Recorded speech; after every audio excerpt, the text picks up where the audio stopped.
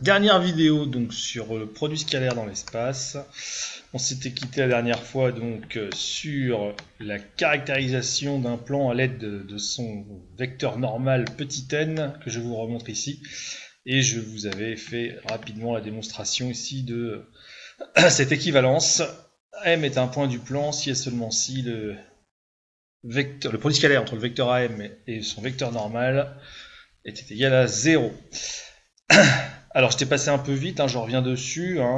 Dans un sens, c'est évident. Si M appartient au plan, il est clair que le vecteur AM et le vecteur N sont orthogonaux, puisque le vecteur N est orthogonal à tous les points du plan. Donc ça, c'est une évidence. C'est la réciproque qui est beaucoup plus intéressante. Comment se fait-il que lorsque AM scalaire N vaut 0, à ce moment-là, M est forcément un point du plan?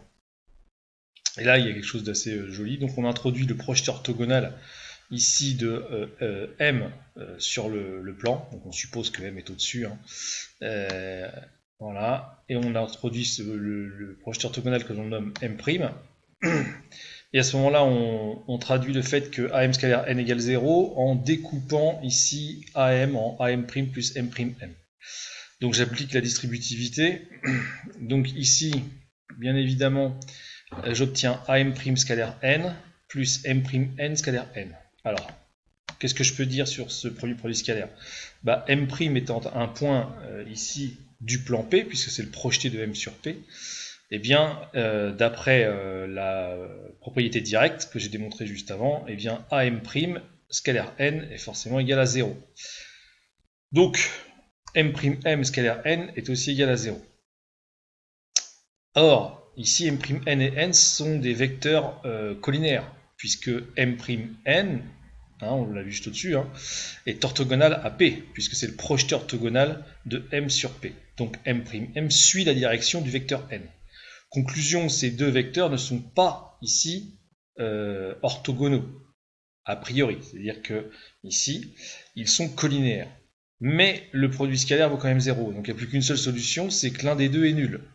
Mais le vecteur normal n ne peut être nul, puisque le vecteur nul ne peut être un vecteur normal. Conclusion, il n'y a plus qu'une solution, c'est le vecteur M', qui est égal ici à 0.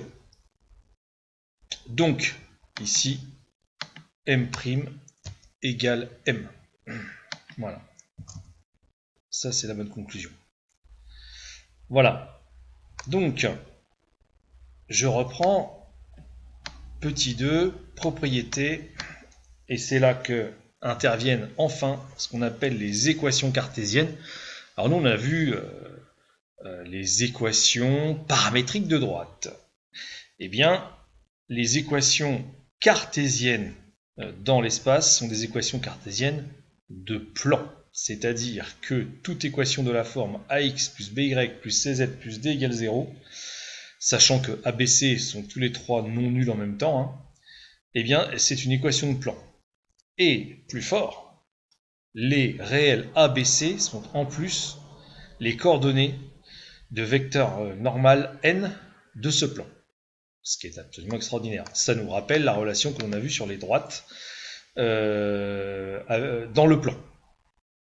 Si vous vous souvenez, on avait vu que ax plus by plus c égale 0, l'équation cartésienne de droite dans le plan. À ce moment-là, le vecteur AB était normal au plan. À la droite, pardon. Alors, la démonstration de ce théorème très important, vous verrez dans les exercices, on vous donnera des équations de ce type, 2x plus 3y moins 5z plus 2 égale 0. Bon, ça, c'est un plan, tout de suite, on va tout de suite percuter. Alors pourquoi c'est un plan? Eh bien, ici, on peut toujours trouver un triplet x0, y0, z0 qui vérifie l'équation, car ABC est différent de 0, 0. Par exemple, il donne un exemple, supposons que A soit non nul, puisque les trois peuvent pas être nuls en même temps. Donc il y en a au moins un qui n'est pas nul, on peut supposer que c'est A. Et à ce moment-là, il suffit de dire, je pose y égale 0, z égale 0. Et à ce moment-là, en prenant x qui vaut moins d sur A, eh bien, le point moins d sur A 0, 0 va vérifier l'équation qui est là. Voilà, alors maintenant, allons-y, démontrons le résultat. Prenons un point M donc quelconque qui vérifiera cette équation. On sait qu'il en existe toujours un point, moins d sur A 0, 0. Eh bien, ici, qu'est-ce que j'ai pour ce point M? Eh bien, je sais que ax plus by plus z plus d égale 0, mais égale 0, c'est aussi égal à ax0 plus by0 plus cz0 plus d. D'accord? Donc, je remplace 0 par cette expression-là. Ça fait aussi 0. En passant tout à gauche, j'obtiens exactement ceci. Regardez bien, je passe tout à gauche, d s'en va, il n'y a plus d. Et en factorisant, j'obtiens ceci. Eh bien, ceci, c'est le résultat du produit scalaire entre un vecteur n de coordonnées a, b, c, x, y, z si vous voulez, et le vecteur am, x', y', z', ou si vous voulez, x moins x0, y moins y0, z moins z0. Ça, c'est super joli. Et donc, on en arrive à l'équivalence suivante. C'est équivalent à AM et N orthogonaux. Or, qu'est-ce qu'on a vu juste au-dessus? Eh bien, M appartient au plan P passant par A et vecteur normal N, si et seulement si AM scalaire N égale 0. Eh bien, j'ai ça, donc M est un point de ce plan. Voilà. Donc ici, soit M appartient au plan P passant par A et de vecteur normal N, A, B, C. Voilà ce qui est extraordinaire. Donc dans l'exercice, ça sert à justifier ça. Hein. Quand on a une telle équation, c'est un plan, d'accord. Passant par, vous prenez les valeurs qui vous plaisent pour x, y, z pour trouver un point. Donc vous faites ça facile, hein. Vous remplacez y et z par 0, vous trouvez une valeur pour x, donc vous avez un point, admettons 1, 0, 0. Donc passons par le point A, 1, 0, 0. Et de vecteur normal, eh bien A, B, C. Alors, selon les données de l'exercice. Voilà. Donc ça, c'est un théorème très puissant, hein, une propriété très puissante. Alors, très souvent, on vous donne une équation cartésienne. Moins souvent, mais de temps en temps quand même, on vous demande de trouver cette équation. Donc là, ici, dans le petit 3, tout plan de l'espace admet une équation cartésienne du type ax plus by plus z plus d égale 0 avec abc différentes 0, 0. C'est très facile à démontrer puisque tout plan admet un vecteur normal. Or, si M appartient à ce plan, eh bien AM, A étant de coordonnées x0, y0, z0, scalaire N égale 0. Je remplace, hein, AM c'est ici x moins x0, y moins y0, etc. Je fais le produit scalaire, ça fait 0. Et on obtient ici une équation de ce type, hein, grâce à ce produit scalaire. On obtient une équation de ce type avec la valeur pour D qui est égale à ici à moins AX0, moins BY0, moins CZ0. Je vous laisse pour vous entraîner, pour le trouver tout seul, mais ça n'a aucun intérêt. Je ne vous demande pas de retenir cette formule, hein, ça ne sert à rien. Dans les exercices, ça tombe tout seul. Voilà un petit exemple, hein, pour trouver ou établir une équation cartésienne d'un plan. Voilà, on cherche l'équation cartésienne du plan passant par A et de vecteur normal N ci-dessous. Bon, on traduit, hein. M est un point de ce plan.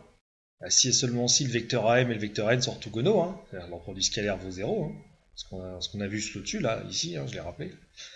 Donc c'est quoi le vecteur AM? Le vecteur AM c'est x moins 1, y moins 1, z moins 2, donc z plus 2, je les ai remis là. Et le vecteur n, alors je les ai mis en ligne, j'aurais dû le mettre en colonne. Et le vecteur n de coordonnées 2, 1, 3, puis je fais leur produit scalaire, donc x moins 1 fois 2, y moins 1 fois 1, plus z plus 2 fois 3, et ça doit faire 0. Donc égale 0, donc j'obtiens mon équation cartésienne. Puis après je mets tout en ordre et j'obtiens 2x plus y plus 3z plus 3 égale 0.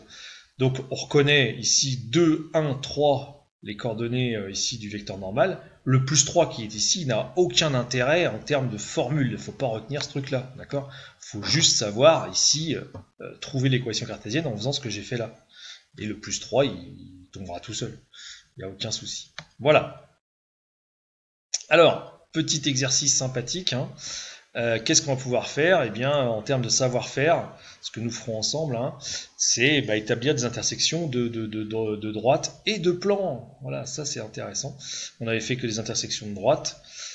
Donc, le petit 4, je vous le laisse, hein, je vais pas le détailler, mais voilà, vous essayez de le faire. Montrer que la droite D2 est parallèle au plan P, ça c'est une histoire de coplanarité, de vecteurs, mais il y a aussi plus joli, hein, montrer qu'une droite D est parallèle à un plan. Pour ça, il suffit de montrer que la droite D2 a un vecteur directeur qui est perpendiculaire ou orthogonal au vecteur normal du plan. Ça, c'est joli.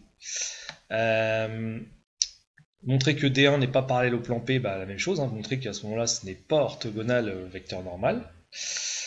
Et puis ensuite, puisque D1 n'est pas parallèle au plan P, ça veut dire qu'il y a un point d'intersection, et donc essayer de trouver le point d'intersection de la droite D1 avec le plan P qui est ici. Alors petite chose malheureuse, heureusement on ne fait rien entre D1 et D2, c'est pour ça qu'on a gardé le même paramètre T et T ici, mais si on avait dû faire quelque chose entre D1 et D2, il aurait fallu changer un des deux paramètres, je le rappelle au passage. Bon alors, position relative de droite et de plan, très important. Qu'est-ce qu'on va avoir ici comme possibilité d'étude? Alors c'est très souvent ici des droites entre elles, donc droites perpendiculaires, comment démontrer que les droites sont ou perpendiculaires ou orthogonales. Donc en général c'est orthogonal, perpendiculaire, il faut en plus qu'elles soient séquentes. Déjà démontrer que leurs vecteurs directeurs sont orthogonaux, à ce moment-là les droites sont orthogonales. Comment démontrer qu'une droite et un plan sont parallèles? Je viens d'en parler. Eh bien, le vecteur normal et le vecteur directeur de la droite doivent être orthogonaux. Donc là, ça fait U scalaire n égale 0. Ok. Alors pour ceux qui n'auraient pas bien compris, je peux reprendre sur une figure. Voilà. Ici. Ok. Vous avez un plan, vous avez son vecteur normal. Eh bien, la question est ici, quand est-ce qu'une droite va être parallèle au plan? Si vous voulez qu'une droite soit parallèle au plan, d'accord, c'est-à-dire qu'elle passe comme ça, mais elle va jamais et tout, eh bien il faut que le vecteur normal qui est là et un vecteur directeur de cette droite, là, ici, soient effectivement orthogonaux. Ok, voilà ce que je suis en train de dire. Hop. Ensuite, comment démontrer que une droite et un plan sont orthogonaux? Donc ça c'est très très rigolo. Eh bien très simple, je reviens à une petite histoire ici. Eh bien si vous voulez que cette droite là que j'ai dessinée soit perpendiculaire au plan, qu'est-ce que vous pensez de cette droite par rapport au vecteur normal? Ils sont effectivement collinaires. Donc là ici c'est ce que vous avez dans le tableau. Pour qu'une droite et un plan soient orthogonales, il suffit que U et N soient collinaires, ce que j'ai traduit par cette égalité qui est là. Alors comment ici montrer que deux plans sont parallèles? Eh bien il suffit que leurs vecteurs normaux soient ici de même direction, c'est-à-dire M et N soient collinaires, ce que j'ai traduit ici. Et enfin, deux plans perpendiculaires, eh bien leurs vecteurs normaux ici sont orthogonaux, c'est-à-dire que leur produit scalaire vaut 0. Voilà.